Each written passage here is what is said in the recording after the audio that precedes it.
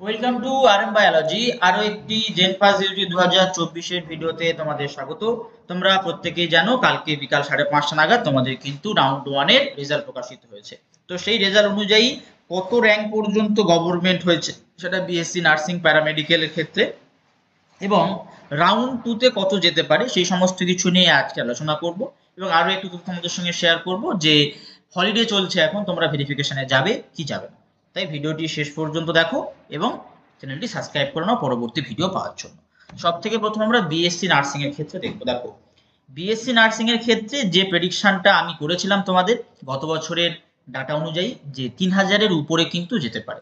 তো 3000-এর উপরে যায়নি, অর্থাৎ কাট অফটা পুরোপুরি মেলেনি ইউআরদের ক্ষেত্রে, কিন্তু বাকি ক্যাটাগরির ক্ষেত্রে কাট অফটা কিন্তু মিলেছে। তো অন্য চ্যানেলের মতো আমি বলবো না যে আমার 100% কাট অফ মিলে গেছে। ইউআর কাট অফ কিন্তু মেলেনি, অনেকটাই আগে শেষ হয়ে গেছে। ইউআর কাট অফ যাদের জিএমআর র্যাঙ্ক 2689, যার জিএমআর র্যাঙ্ক লাস্ট হয়েছে এগার government college Santiniketan government college বোলপুরে। ইডাব্লিউএস ক্যান্ডিডেটদের ক্ষেত্রে মোটামুটি যেমনটা প্রেডিকশন ছিল যে 5000-এর উপরে যেতে পারে, হয়েছে 5171। কোথায় হয়েছে? College of nursing শিউড়িতে।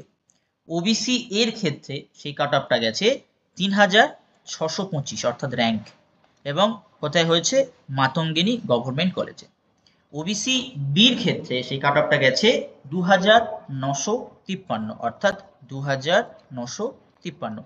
এটাও কিন্তু মেলেনি, ওবিসি বি মেলেনি। ওবিসি এ কিন্তু আগের বছর আমি যেরকম ছিল যে কাট অফটা এবছর প্রেডিকশন করেছিলাম মিলেছে। ওবিসি বি হয়েছে শান্তিনিকেতন গভর্নমেন্ট কলেজ বোলপুর।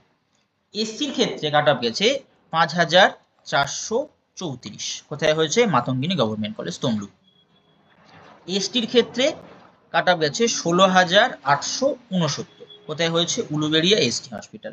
পিডাব্লিউডির ক্ষেত্রে র্যাঙ্ক গেছে 23860, কোথায় হয়েছে? এসএসকেএম এ। তো মোটামুটি এরকম ক্লোজিং র্যাঙ্ক আমরা দেখতে পেয়েছি। সেক্ষেত্রে কিছু ক্যাটাগরিতে মিলেছে, কিছু ক্যাটাগরিতে মেলেনি। যেমন ইডাব্লিউএস মিলেছে, এসসি মিলেছে, এসটিও মিলে গেছে, কিন্তু ওবিসি এ মিলে গেছে। ইউআর মেলেনি, ওবিসি বি মেলেনি, পিডাব্লিউডি মেলেনি। তো এগুলো কিন্তু মেলাতে আমরা পারিনি। এবার যদি এই বিএসসি নার্সিং এর ক্ষেত্রে আমরা সেকেন্ড রাউন্ডের কাট অফ প্রেডিকশন করি, সেকেন্ড রাউন্ডের কাট অফ প্রেডিকশনের একটা প্যারামিটার সব থেকে উল্লেখযোগ্য, সেটা হলো ওবিসি এ আর ওবিসি বি সার্টিফিকেটের যে ইস্যুটা হয়ে আছে। তো তোমরা প্রত্যেকেই জানবে যে যে কাউন্সিলিং নোটিফিকেশন দেয়া হয়েছে, সেই কাউন্সিলিং নোটিফিকেশনে কিন্তু 2009-এর সার্টিফিকেট চাওয়া হয়েছে, 2009-এর সার্টিফিকেট। এবং আর একটা ডেট দেয়া আছে 1/4/2024 পরে। যদি আগে হয় 2009-এর আগে হতে হবে, পরে হলে 1/4/2024 পরে হতে হবে। তো এই পার্টিকুলার জায়গাটায় দাঁড়িয়ে অনেক ক্যান্ডিডেট কিন্তু সেকেন্ড রাউন্ডে ওবিসি এ, ওবিসি বি সুবিধা ওঠাতে পারবে না। সেক্ষেত্রে যাদের কাছে এরকম সার্টিফিকেট রয়েছে তারাই একমাত্র সুবিধা ওঠাতে পারবে। তো ওবিসি এ, ওবিসি বির ক্ষেত্রে কিন্তু +500 করে তোমরা ধরে রাখতে পারো, অর্থাৎ এই দুটো র্যাঙ্কের ক্ষেত্রেই সেকেন্ড রাউন্ডের জন্য 500 তোমরা ইনক্রিজ করতে পারো, +500। এবং ইউআর ক্যান্ডিডেটদের জন্য বলবো যে তোমাদের আপগ্রেড হবে না বললেই চলে। তার কারণ যে সমস্ত ক্যান্ডিডেট ওবিসি আছে কিন্তু তারা এনসিএল বা এই যে ক্রাইটেরিয়া দেয়া হয়েছে সেই ক্রাইটেরিয়াটা ফুলফিল করতে পারবে না, তাদের কিন্তু অ্যাজ এ জেনারেল হিসাবে ভর্তি হতে হবে। যখনই তারা রাউন্ড ওয়ানে জেনারেল হিসেবে ভর্তি হবে, জেনারেলের সিট কিন্তু কমতে শুরু করবে।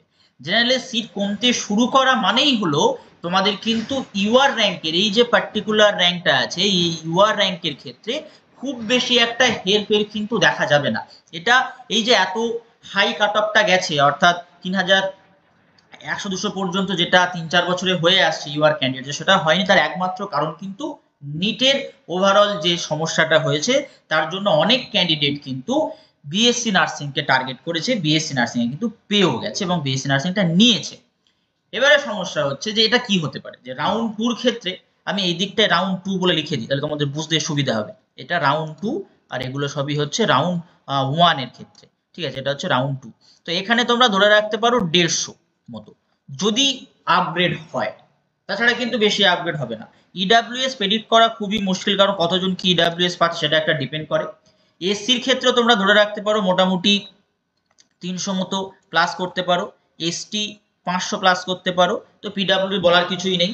এরপরে যদি আমরা বিএসসি প্যারামেডিকেলে চলে আসি। দেখো, বিএসসি প্যারামেডিকেলে চলে আসলে আমি কিন্তু ওই যে একদম কোর্স ভিত্তিক বলবো না, কোর্স ভিত্তিক বলবো না এই কারণে, একদম লাস্ট যে কোর্স পেয়েছে সেটাই আমি তোমাদেরকে বলছি। দেখো, ইউআর ক্যান্ডিডেটের ক্লোজিং র্যাঙ্ক গেছে 1772। কোথায় পেয়েছে?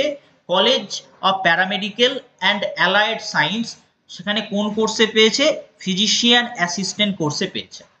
ইডাব্লিউএস ক্যান্ডিডেট কত গেছে? 14,440 গেছে।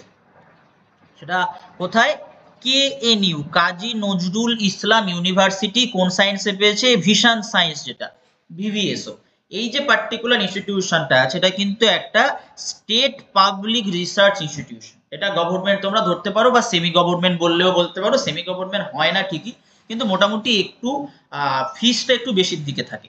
ওবিসি এ ক্যান্ডিডেট এখানে বিএসসি প্যারামেডিকেলের ক্ষেত্রে 7,301, এবং সেও পেয়েছে কোথায়? কেএনইউ ভিভিএসওতে। তারপর ওবিসি বি ক্যান্ডিডেটদের জন্য কত গেছে? 6,060। কোথায় পেয়েছে? কেএনইউতেই পেয়েছে। কোন কোর্সে? বিপিটি। এসসির ক্ষেত্রে র্যাঙ্কটা গেছে 11,380।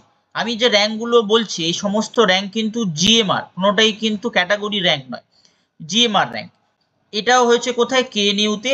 এটাও হয়েছে এই কোর্সে বিভিএসও। এসটির ক্ষেত্রে যদি আমরা দেখি, তাহলে এটা গেছে মোটামুটি 30,157 গেছে, কেএনইউতেই হয়েছে ফিজিওথেরাপিতে। পিডাব্লিউডিতে গেছে 50,000 প্লাস, এবং কোথায় হয়েছে? স্কুল অফ ট্রপিক্যাল মেডিসিন বিএমএলটিতে হয়েছে। তো এক্ষেত্রে যদি রাউন্ড টুর কাট অফ বলি, সমস্ত কিছুতে ইউআরটা বাদ দাও, ইডাব্লিউএস বাদ দাও, ওবিসি এ ওবিসি বি একই ক্রাইটেরিয়া চলবে। তো এখানেও তোমরা 500 ইনক্রিজ করতে পারো। অত সিট তেমন একটা থাকে না, অবশ্য খুব বেশি কলেজও নেই সরকারি ক্ষেত্রে, 500 ইনক্রিজ এখানে হবে না। এখানে মোটামুটি তোমরা কিন্তু 200 থেকে 250 ইনক্রিজ করতে পারো। আর এসসির ক্ষেত্রে সেটা মোটামুটি 300 হতে পারে। এসটি তো মোটামুটি যে কজন বাকি আছে রাউন্ড 2 তে পেয়ে যাবে। আর পিডাব্লিউডি তো খুব কম স্টুডেন্ট থাকে। তো এই মোটামুটি তোমাদের কাট অফ রেশিও। বা যে পার্টটা আমি তোমাদের সঙ্গে লাস্ট ডিসকাশন করব বললাম, সেটা হচ্ছে ভেরিফিকেশন নিয়ে একটা কনফিউশনের সৃষ্টি হয়েছে। Verification date West Bengal joint board যেটা বলেছে সেটা হচ্ছে 13 থেকে 19 সেপ্টেম্বর পর্যন্ত বলা হয়েছে, ঠিক আছে। এবার এই 13 থেকে 19 সেপ্টেম্বরের মধ্যে 13 তারিখে রেজাল্ট দিয়েছে। রেজাল্ট দিয়েছে 5:30টার সময়, অর্থাৎ সেই 13 তারিখে কারোরই ভেরিফিকেশনে যাওয়া পসিবল ছিল না, কেউ যেতেও পারেনি। টেকনিক্যালি আমাদের ভেরিফিকেশনটা হয়ে গেল 14 থেকে 19। এবার 14 তারিখ আজকে স্টেট হলিডে, একটা করম পূজা বলে একটা পূজা আছে, তার জন্য কিন্তু এসএমএফডব্লিউবির কাউন্সেলিংও আজকের বন্ধ আছে। 15 তারিখ সানডে পড়ছে। আচ্ছা, তারপরে 16 তারিখ মোস্ট প্রবাবলি একটা হলিডে আছে, কোনো একটা হলিডে। 17 তারিখ সেটাও একটা তোমার টিউসডে পড়ছে। 17 তারিখ তোমাদের টিউসডে পড়ছে। এখানে মোস্ট প্রবাবলি বিশ্বকর্মা পুজো আছে। তাহলে মোটামুটি দেখো ছুটি থেকে যাচ্ছে এই কদিন। তো অনেকেরই প্রশ্ন হচ্ছে, তাহলে এই দিনগুলোতে কি ভেরিফিকেশন হবে? দেখো, যেহেতু West Bengal joint entrance board আমাদের কন্ডাক্টিং অথরিটি, সেই অথরিটি থেকে কিন্তু কোনো নোটিফিকেশন দেয়া হয়নি যে এই দিনগুলোতে ভেরিফিকেশন হবে না। তাই যদি তোমাদের কাছাকাছি ডিস্ট্যান্সের কলেজ হয়, তাহলে অবশ্যই তোমরা গিয়ে ঘুরে আসতে পারো যে সেখানে কাউন্সেলিং ভেরিফিকেশনটা হচ্ছে কিনা।